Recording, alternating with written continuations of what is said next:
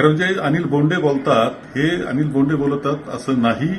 हे वरिष्ठ पातळीवरून भारतीय जनता पक्षाच्या सूचनेनुसार बोलतायत आणि यामुळे जबाबदार केवळ ते बोलणारे नाहीत, तर त्यांच्या पाठीशी असणारी जी शक्ती भारतीय जनता पक्षाची आहे, जे ज्येष्ठ नेते आहेत, ज्यांनी त्यांना बोलण्यास सांगितलेलं आहे, ते सुद्धा जबाबदार आहे.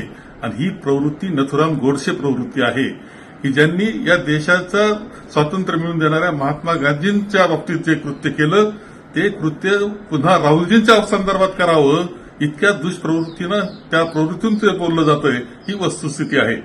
या बाबतीत तर निषेधार्ह आहे, कारवाई होणं आवश्यक आहे.